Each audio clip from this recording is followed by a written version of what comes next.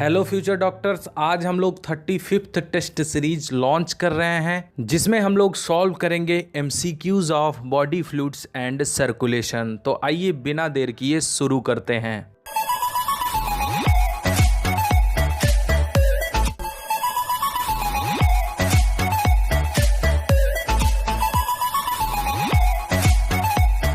Hello everyone, आप देख रहे हैं स्वर्णिम बायोलॉजी क्लासेस और मैं Shubham Tiwari. Question number 1, which type of fluid is present between the tissues? ऊतकों के बीच में इसमें से कौन सा तरल पदार्थ उपस्थित होता है?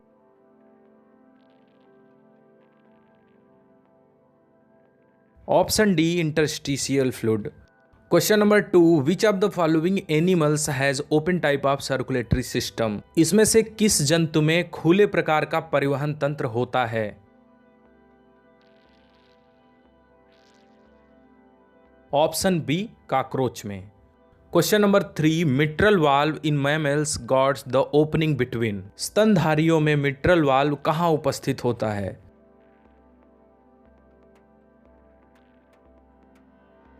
तो मिट्रल वाल्व को बाइकस्पिड वाल्व भी कहते हैं और ये उपस्थित होता है option B, left atrium and left ventricle के बीच में। Question number 4, which of the following has the thickest walls? इसमें से हृदय के किस भाग में सबसे मोटी वाल्स पाई जाती हैं?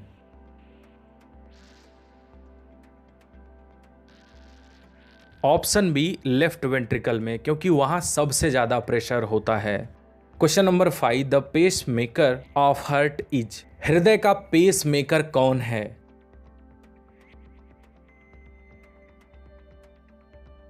पेस मेकर उसे कहते हैं जो हार्ट की बीट को ओरिजिनेट करता है, शुरू करवाता है। तो ऑप्शन ए, एसए नोड यानी sino auricular node. Question number 6, in adult man normal blood pressure is? एक वयस्क स्वस्थ मनुष्य में साधारण ब्लड प्रेशर बीपी कितना होता है?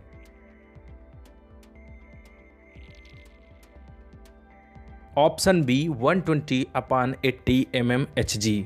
Question number 7, the instrument by which BP of man is determined? किस यंत्र के द्वारा मनुष्य का ब्लड प्रेशर नापा जाता है?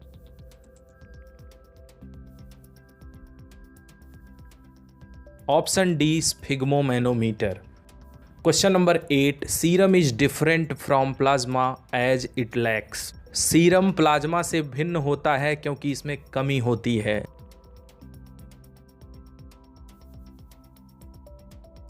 ऑप्शन ए, क्लॉटिंग फैक्टर्स की। सीरम में रक्त जमाने वाले फैक्टर्स अनुपस्थित होते हैं। Question number 9, plasma is equal to? Plasma किसके बराबर होता है या प्लाज्मा में क्या क्या होता है?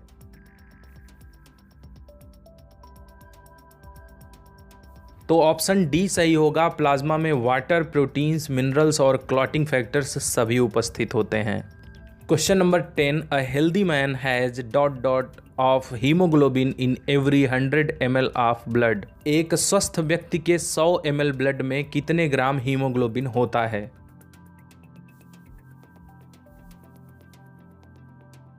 Option B, 12 to 16 grams. Question number 11, which cell secrete histamine, serotonin and heparin? इसमें से कौन सी कोशिकाएं हिस्टामिन, सेरोटोनिन और हिपैरिन का स्रावण करती हैं?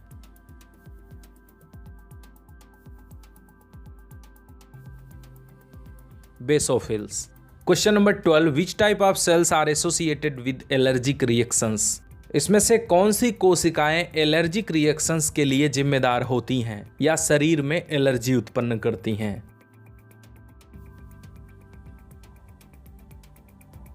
Option C, eosinophils. Question number 13, which cells are involved in blood coagulation? इसमें से कौन सी कोशिकाएं रक्त को जमाने में उपस्थित होती हैं या कार्य करती हैं?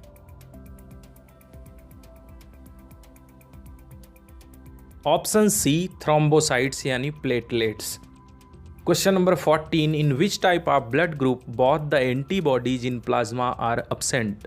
इसमें से किस प्रकार के रक्त समूह में दोनों ए और बी एंटीबॉडीज एब्सेंट होते हैं?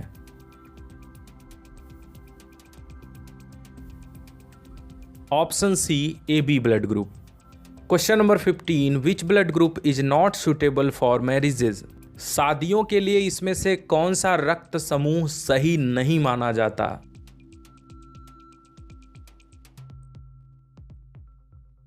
Option D, RH plus in male and RH minus in female. तो ऐसे लोगों को शादी नहीं करनी चाहिए, क्योंकि इससे हो सकता है पहला बच्चा जीवित रहे लेकिन दूसरा नहीं बचेगा। तो इसे कौन सी डिजीज कहते हैं और ये कैसे काम करता है, इस पर हमने एक वीडियो पहले ही बना रखा है, डिस्क्रिप्शन में लिंक है। अगर आपको जानना है उसके बारे में तो जा करके देख लीजिएगा।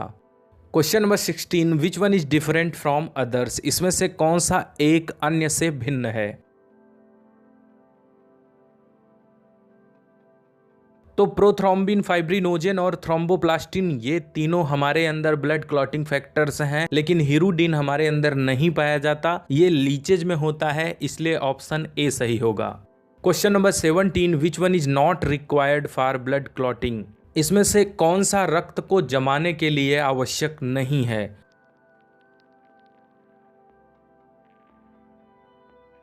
तो कैल्शियम आयंस, विटामिन के और प्लेटलेट्स ब्लड क्लॉटिंग में काम करते हैं लेकिन एंटीजन्स नहीं, इसलिए ऑप्शन डी सही होगा। क्वेश्चन नंबर 18, विच एनिमल है 4 चैम्बर्ड हार्ट? इसमें से किस जंतु में 4 चैम्बर का हृदय पाया जाता है? तो एम्फीबियंस, लंग फिशेस और अदर रेप्टाइल्स में 4 चैम्बर हार्ट नहीं होता, लेकिन क्रोकोडाइल्स में होता है, इसलिए ऑप्शन सी सही होगा।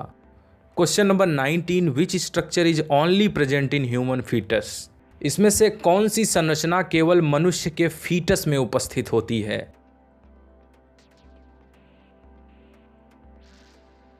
तो एक छिद्र है जो फीटस में उपस्थित होती है और धीरे धीरे बड़े होने पर वो खत्म हो जाती है, उसे कहते हैं option C foramen ovale. Question number 20, myogenic heart is absent in? Myogenic heart मतलब ऐसा हृदय जो अपने आप स्वतः कार्य करता है, वो किस में अनुपस्थित होता है?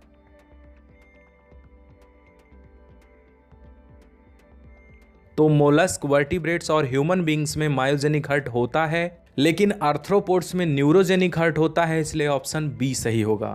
Question number 21, the duration of a cardiac cycle is? एक हृदय चक्र या कार्डियक साइकिल का टाइम कितना होता है?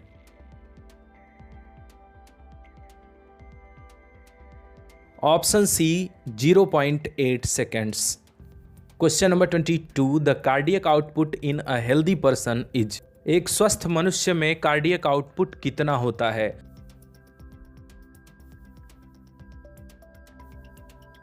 कार्डियक आउटपुट क्या है? 1 मिनट में हृदय कितनी मात्रा में ब्लड को पंप करता है, उसे ही कार्डियक आउटपुट कहते हैं, और इसका सही आंसर होगा ऑप्शन डी 5 लीटर्स पर minute.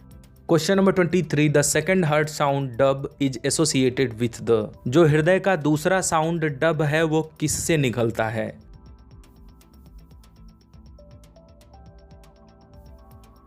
Option be closer of semilunar valves. जब सेमीलूनर वाल्व्स बंद होती हैं तब निकलता है। Question number 24, pulse is usually taken on the? Pulse कहाँ नापा जाता है? तो आपने देखा होगा डॉक्टर्स हमारी कलाई में पकड़ते हैं और नाड़ी यानी पल्स देखते हैं, जिसे कहते हैं option A radial artery. Question number 25, the QRS complex represents the? तो QRS कॉम्प्लेक्स ECG का एक पार्ट है और ये प्रदर्शित करता है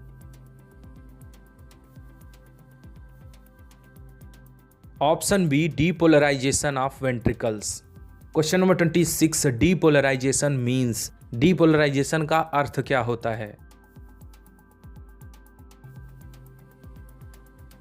option A excitation of atria. दोनों आर्टरिया उत्तेजित हो जाती हैं और इसके बाद कंट्रैक्ट होती हैं। Question number 27, hardening and loss of elasticity of the arteries is called?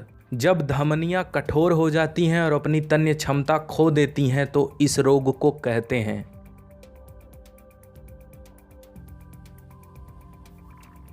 Option C arteriosclerosis.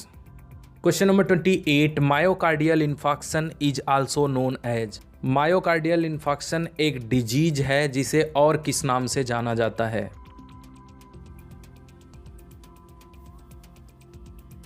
Option B heart attack. Question number 29, which type of cells are not categorised under granulocytes? इसमें से कौन सी कोशिकाएं granulocytes का भाग नहीं हैं?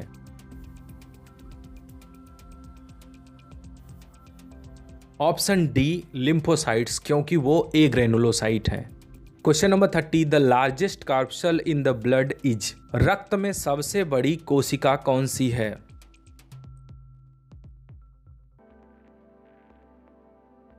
Option C monocytes. Question number 31, the 3 important proteins present in the blood are? रक्त में उपस्थित 3 महत्वपूर्ण प्रोटीन्स कौन सी हैं?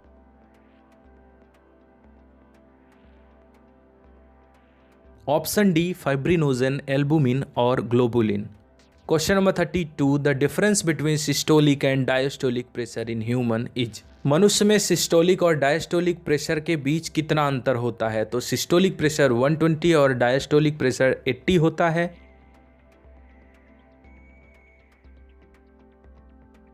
तो उसमें माइनस करने पर 40 mmHg आएगा, इसलिए ऑप्शन ए सही होगा। Question number 33, in which of the following pair the 2 items mean the same thing? इसमें से किस जोड़े में दोनों शब्दों का एक ही अर्थ है?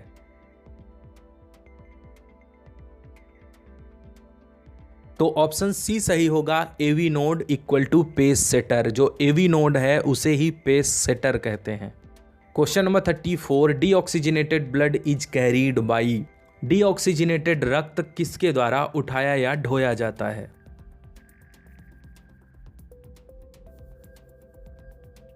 तो वैसे तो डीऑक्सीजनेटेड ब्लड वेन्स में बहता है, लेकिन यहाँ पर वेन है नहीं, इसलिए ऑप्शन ए सही होगा, पल्मोनरी आर्टरी, जो कि हार्ट से ब्लड को लंग्स तक लाती है। Question number 35, the membranes covering of the heart is? हृदय को चारों तरफ से घेरने वाली झिल्ली को क्या कहा जाता है?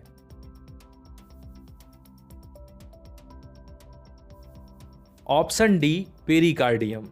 Question number 36, blood flows through sinuses in? किस प्रकार के परिवहन में ब्लड साइनसेस के द्वारा बहता है?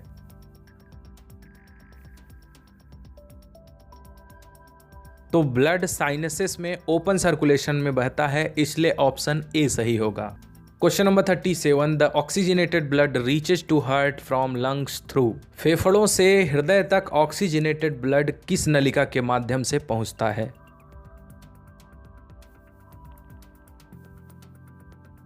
ऑप्शन डी पल्मोनरी वेन्स के द्वारा। Question number 38, heart murmur is hissing noise of? लब डब के अलावा हृदय के द्वारा एक और साउंड निकलता है जिसे हार्ट मर्मरिंग कहते हैं, और उसमें सांप के जैसे हिसिंग की आवाज आती है। ये किसके कारण होता है?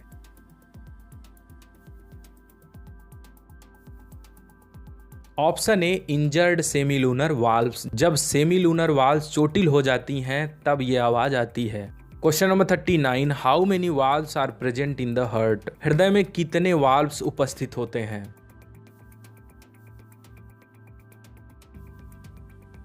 तो हृदय में 6 वाल्व्स उपस्थित होते हैं, ट्राइकस्पिड, बाइकस्पिड और 2 सेमीलूनर होते हैं। इसके अलावा थिबेसियन और Eustachian valve. Question number 40, which option is wrong about arteries? धमनियों के लिए इसमें से कौन सा ऑप्शन गलत है?